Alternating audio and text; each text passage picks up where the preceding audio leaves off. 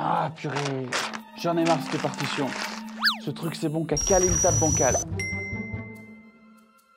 La plupart des gens abandonnent le piano dans leur première année. Et ce n'est pas parce qu'ils sont paresseux ou pas doués, c'est parce qu'on leur a caché certaines vérités. Aujourd'hui, je vais te partager 6 secrets que la plupart des profs de piano ne t'ont jamais révélés. Et pourtant, ces 6 choses peuvent changer ta vie de musicienne ou de musicien. Si tu ressens de la frustration, si tu as l'impression de stagner ou si tu rêves de pouvoir jouer librement, cette vidéo est pour toi. Alors surtout, reste bien jusqu'à la fin parce que le dernier secret et le bonus pourraient transformer ta façon de jouer pour toujours. Secret numéro 1, pas besoin de savoir lire la musique. Tu n'as pas besoin de savoir lire une partition pour jouer du piano. C'est pourtant une croyance ultra répandue.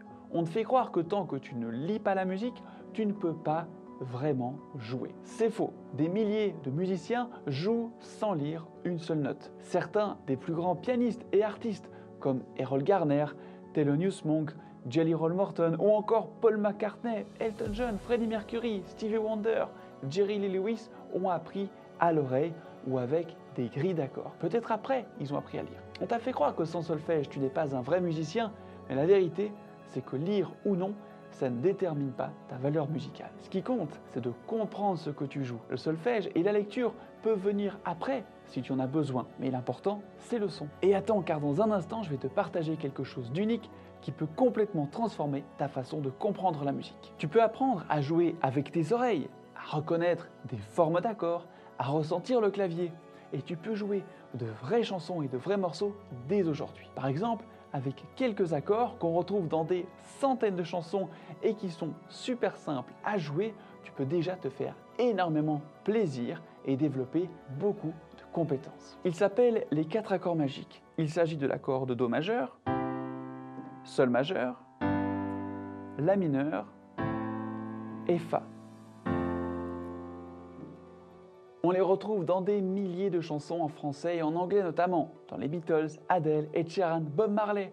Tous s'en sont servis. En les jouant dans ces différentes chansons, déjà tu vas t'étonner toi-même du résultat, mais en plus tu vas travailler ta coordination des mains, ta connaissance du clavier, ton rythme, ton toucher, ton oreille et plein d'autres choses fondamentales. Pour ça, pas besoin de lire une partition complexe. Avec ces accords au départ simples, tu vas pouvoir inverser les notes pour trouver un chemin plus court entre les accords.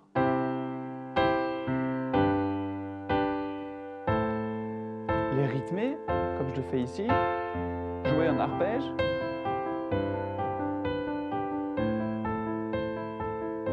même les enrichir.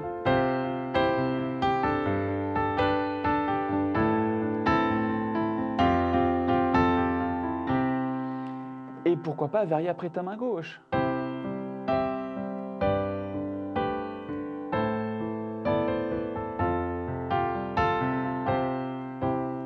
Tu vois que c'est déjà magnifique, on peut s'éclater avec ça sans aucune partition, mais en comprenant ce qu'on fait. Je te mets d'ailleurs en lien juste ici et en description une autre vidéo de notre chaîne qui t'apprend à jouer ces 4 accords selon 5 niveaux de difficulté. Secret numéro 2, comprendre la gamme d'un morceau, c'est comme découvrir son squelette caché. Et oui, comprendre la gamme d'un morceau, c'est exactement comme découvrir son squelette caché. La majorité des pianistes classiques apprennent à lire, à réciter et à interpréter des pièces sans jamais vraiment comprendre ce qu'ils jouent. Ils peuvent jouer du Chopin, du Bach, du Liszt et pourtant ne pas savoir dans quelle gamme ils jouent et ce qui se passe harmoniquement sous leurs doigts. Et sans cette compréhension, tu vas droit dans le mur. Tu vas te retrouver comme ces musiciens qui passent leur temps à oublier leurs morceaux et qui paniquent dès qu'ils sont séparés de leur partition. Regarde plutôt, essaye de retenir ce qui suit. S, U, N, R, L, S, E, O, V, E, R, T, H, E, S, E, A. Impossible, n'est-ce pas? Tu penses qu'il te faudrait des jours pour retenir chaque lettre. Alors que si tu rassembles tout en une phrase, ça fait Sunrise over the sea. Immédiatement, ça prend sens et tu le retiens instantanément. La tonalité en musique, c'est la même chose. Elle te donne un cadre, une grammaire et soudain tout devient logique et facile à retenir. Et le plus beau, une fois que tu connais ces mots musicaux, Tu peux les réutiliser dans d'autres phrases musicales, les combiner, les transformer. C'est là que tu deviens libre. Car en fait, 99% de la musique repose toujours sur une gamme de 7 notes organisées de la même façon. Dès que tu comprends ça, tu vois tout différemment. Tu comprends quelles notes fonctionnent ensemble, comment retrouver une mélodie à l'oreille, comment harmoniser un phrasé et surtout comment simplifier pratiquement tous les morceaux qui t'intéressent et qui sont peut-être trop complexes pour toi actuellement. Par exemple, tu connais sûrement ce thème de Carlos Gardel, repris dans différents films, Por una cabeza.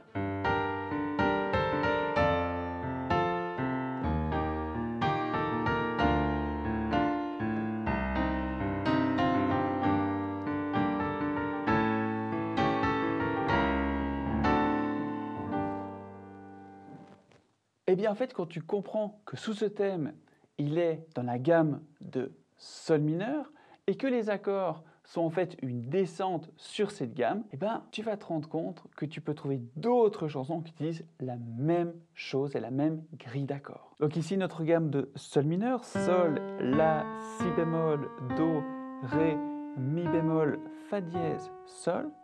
Et les accords, si on décompose ce qu'on a joué, ça fait Sol mineur, Fa majeur, Mi bémol majeur, Ré majeur.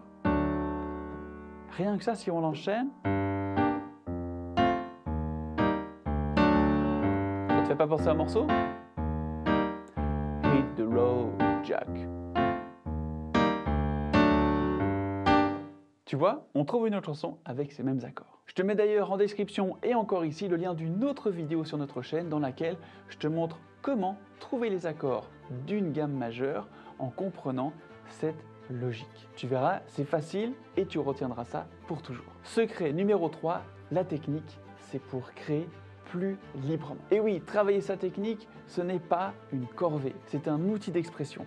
Quand on te fait jouer des gammes ou des arpèges sans te dire pourquoi, tu perds l'envie. Mais si on te montre que ces outils te permettent de créer, d'improviser et de composer, alors tu veux les maîtriser. Par exemple, si je te demande de jouer les arpèges de la gamme de Do sur 3 octaves, ça va vite devenir assez pénible. Alors que si je te dis de jouer une suite d'accords en arpège en aller-retour, voici ce que ça peut donner.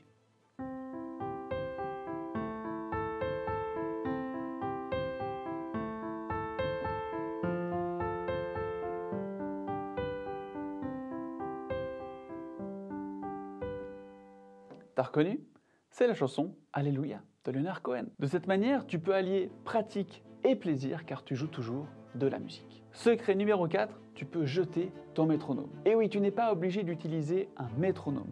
Le métronome peut être utile, mais il peut aussi devenir frustrant et déconnecté du plaisir de jouer. Il existe des méthodes plus musicales pour développer ton sens du rythme. Les backing tracks, le chant, et puis il y a surtout la méthode Jacques Dalcroze, qu'on utilise dans notre école Impro Musique pour accompagner nos élèves. C'est une pédagogie qui, à mon sens, est la meilleure, qui développe le sens du rythme à travers le mouvement corporel. Marcher, frapper dans les mains, se balancer sur un tempo, c'est en bougeant qu'on intègre le rythme pour qu'il devienne naturel et inébranlable au fond de toi. Jacob Collier, Snarky Puppy ou encore des profs de jazz apprennent le rythme d'abord en ressentant, pas uniquement en comptant. Si tu veux pratiquer ce point, je te mets 2 vidéos en description.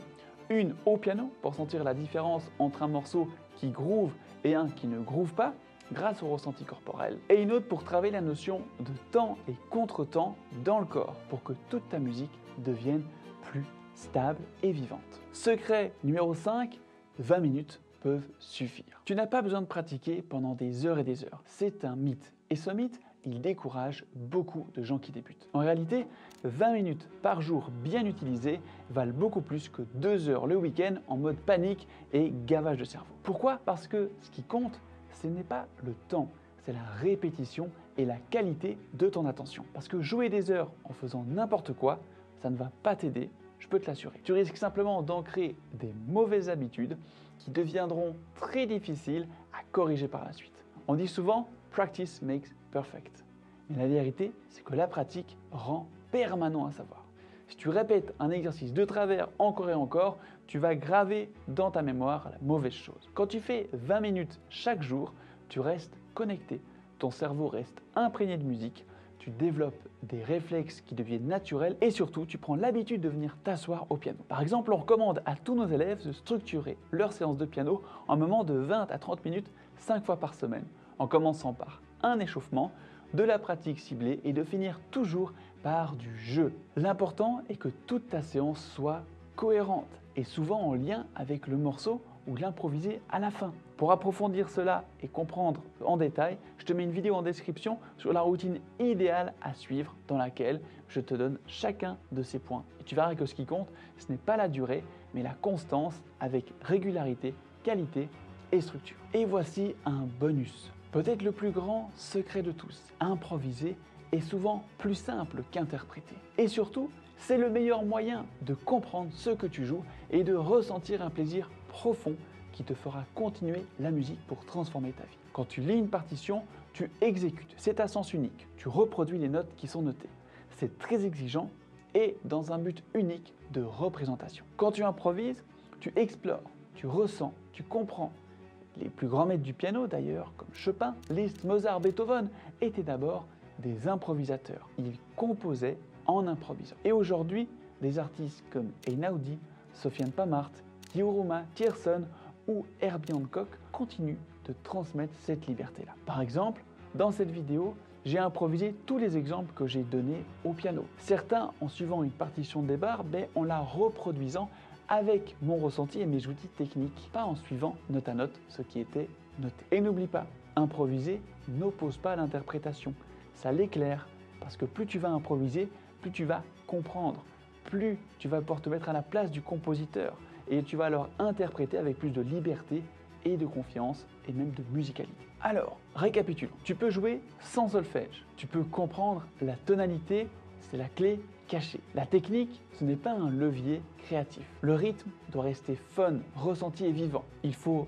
équilibrer pratique et plaisir dans tes séances. 20 minutes suffisent pour progresser si tu le fais bien. Et enfin, improviser, c'est la porte vers la liberté et la compréhension. Tout ça, ce ne sont pas juste des astuces. Ce sont les fondations d'une nouvelle façon de jouer pour toi. Maintenant, j'aimerais bien avoir ton avis. Est-ce qu'il y a un secret que j'ai oublié? Si tu es déjà avancé au piano, partage-moi en commentaire ce qui, toi, t'a le plus débloqué. Ça aidera énormément les autres pianistes qui regardent cette vidéo. Peut-être que tu te demandes, bon ok, mais moi concrètement, par où je dois commencer? C'est exactement pour ça qu'on a créé un petit quiz. 13 questions rapides, seulement 3 minutes pour y répondre. Et à la fin, tu reçois ton plan personnalisé avec un cours adapté à ton niveau actuel. Pas de blabla, pas de théorie vague, tu repars avec des étapes claires et ta prochaine action précise. De quoi commencer à progresser dès aujourd'hui. Et en bonus, tu reçois même une leçon offerte directement adaptée à ton profil. C'est comme si un prof te disait toi, pour avancer, voilà ce que tu dois faire maintenant. Honnêtement, ce test peut faire la différence entre galérer encore des mois ou des années ou alors débloquer ton jeu dès cette semaine. Alors clique sur le premier lien en description, fais ce quiz offert et découvre ton plan sur mesure. Avant de partir, pense à mettre un like si cette vidéo t'a aidé et partage-la à un ami pianiste qui galère. Ça pourrait littéralement changer son rapport au piano. La liberté musicale, ce n'est pas réservé au génie, c'est pour toi si tu t'en donnes ta permission. C'était Norton, prends soin de toi, ciao.